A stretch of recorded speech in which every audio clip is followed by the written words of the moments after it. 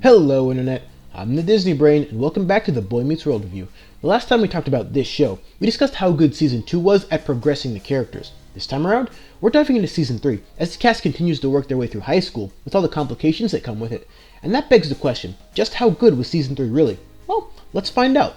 With all that said, let's jump back into Boy Meets World and review Season 3.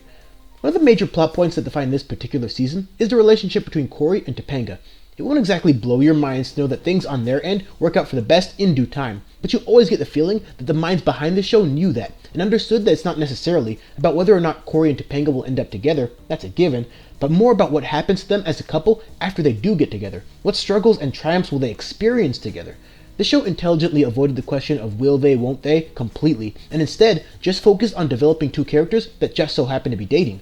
The way this show navigates the ups and the downs of their relationship is beautifully handled, even with the handful of screw-ups on Cory's end. But since we know him as a genuine guy who would never want to hurt those he loves, his blunders are pretty easy to forgive.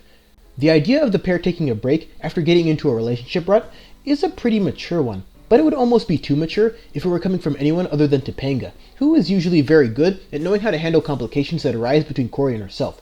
Except for that one time in Season 7, but we'll get there. But in one of the season's best episodes, Cory and Topanga seemingly reunite for good when Cory follows her to Disney World. Even though the two joke about having dated since they were toddlers, it bears repeating that their relationship is a beautifully captured one.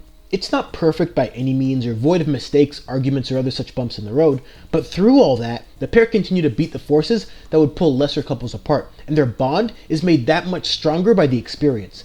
With this season comes a bit less development for Shawn Hunter compared to seasons past, because there was a larger focus on Cory and Topanga's relationship, as well as the Eric Matthews factor, which we'll get into a little later. But the growth is there, as Shawn is tested as a character many times, but holds strong and stays firmly on the right side of the tracks, thanks to Cory and the positive influence of living with Mr. Turner. The way that Turner and Shawn play off each other is a great dynamic, and there's always a very subtle undertone of "you aren't my real father" at play, until that fact needs to become overt when Chet returns in another sensational episode that has Turner struggling with whether or not to become Shawn's legal guardian. In a powerful turning point for both Chet and Shawn as characters, Chet agrees to stay this time, thanks to the pleading of his son and some convincing from Cory himself. The Chet factor will continue to play an important role in Shawn's development on the show, and if you've seen Girl Meets Hurricane, then you'll also know that the Chet factor still plays a huge role even today. In my estimation, later seasons more so than this season specifically prove why Shawn Hunter is probably the best handled character in the series, but Season 3 has to belong to Eric Matthews. But before we go deeper into Eric, let's talk about a couple more minor but still relevant details. Season 3 sees the replacement of Lily Nixay with Lindsay Ridgway, and in doing so, gives us probably the funniest yet most contrived reasoning for not having Morgan appear through so many episodes of Season 2. Apparently she was on timeout for a long time. I'm not even mad at how ridiculous that sounds because it's just a really funny in-show moment, having some fun with the fact that for a variety of reasons, Morgan couldn't appear as much as the show probably wanted her to, thus prompting a change of actress. I like both Morgans, but it's hard to compare the two, since Lily was always just tiny Morgan, who functioned just like Michelle Tanner from Full House, and Lindsay was always older Morgan, who functioned just like a combination of DJ and Stephanie from Full House. Zach Desert appears in this season only as Eli Williams, the film teacher that plays his part well enough with the time he's given, but is really only there to provide some at times hilarious commentary on he and Turner's past. Speaking of Turner, in the aftermath of Season 3, he would slowly be phased out of later seasons. It's kind of a shame because he was such a pivotal and important character, but it does make sense narratively to slowly start to leave him behind because Shawn as a character reached a point where he developed as much as he could through him after the Season 4 episode Cult Fiction.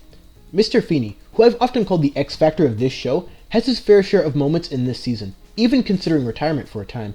Season 3 puts him in a great place to not only help out the main trio, but also be a powerful mentor for Eric, which is a great segue to the man himself. Eric Matthews is an interesting character, not just because of his natural charm, his unrelenting on-screen charisma, or having probably the best comedic chops of anyone in the show, but because of how he develops. In the first two seasons, he was a bit of a slacker and only really cared about having great hair and charming the ladies. But in the episode By Hook or By Crook, which is one of the most definitive episodes of Season 2, we see a new side to him, a side of him that understands that to succeed in this world, he needs to put in the effort and focus up now and not waste all the potential that he has. It's through this revelation that he develops a bond with Mr. Feeney that wasn't overly present early on, but becomes even more important in later seasons. Season 3 sees Eric in full awareness that his antics held him back from getting good grades, which leads him to wanting to give up on school and pursue a job at a local news station full time. He's really good at the job, but his dad is convinced that he's throwing his life away since the job is costing him his chance at graduating. This represents another major turning point for Eric that puts him on the path to doubling down on his efforts to not just graduate high school, but get accepted to college. All of this leads into what I think is the best season finale yet, in Brother Brother, where Corey confronts Eric about always feeling ignored by him and how they never do anything together. It's an exceptionally powerful moment because it's clear that Corey has felt this way for a while. Even early season 1 episodes have him wishing that Eric and him could spend more time together, but when that doesn't really happen as often as he would like, he covers up his disappointment and luckily always has Sean and Topanga nearby.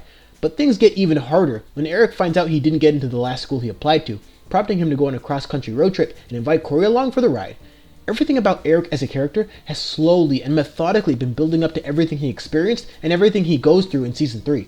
His character arc here absolutely delivers some of the most powerful and memorable moments of this series, in addition to maturing his character without completely taking away all of the charisma, charm, or humor that made him an engaging character before he started buckling down on his schoolwork. Before I started rewatching all of Boy Meets World, I didn't remember too many details about Eric as a character except that he just so happens to also voice one of my favorite TV characters from another show, but it was after this season that Eric proved to be my favorite character from this show as well.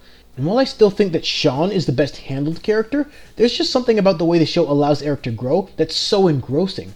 Because he's the oldest child in the Matthews family, he needs to take on some sizable challenges at different stages of his life, long before the main trio even need to think about them. And the episodes that capture that are some of the all-time best in the show. The 5 episodes I would consider the best from season 3, in order from 5 to 1 are The Happiest Show on Earth, Life Lessons, I Never Sang for My Legal Guardian, Brother Brother, and Stormy Weather, with 2 honorable mentions given to My Best Friend's Girl for not wasting any time and getting Corey and Topanga together in the first episode of the season, and City Slackers for giving a great emotional peek into Mr. Feeney's past. These episodes represent the season in brilliant ways because they're all turning points of development that are all unique to the characters present. Sean has to confront the issue of having a legal guardian versus having his father back. Corey and Topanga need to work out their relationship, and most importantly for me, Eric needs to grow up and start preparing himself for the bigger world. Those 3 main points, among many others, make Season 3 a very special experience. All in all, I believe Season 3 of Boy Meets World to be the best of the first 3 seasons that aired. Season 3 would be an exceptional season of television by any standard with just the Eric Matthews arc, but the way that they cultivate all kinds of relationships and integrate that into the larger narrative is spectacular. When the Boy Meets World season reviews return, we'll see how Season 4 works with what Season 3 established and pushes it even further as our cast grows older, and when we get there, we'll figure out how good it really was. Thanks for watching. If you enjoyed this video, go ahead and throw it on a like, subscribe for more, and share it everywhere. And don't forget to follow the Disney Brain on Facebook and Twitter for updates. Links down below. The coming days will bring the top 5 worst DCOMs either before or after the next DCOM review, which will be the DCOM handpicked by the Civilized War sub-winner. So, lots to look forward to. Until then, wait, what's going on? I can't see anything. Guys, I'm scared. What's going on?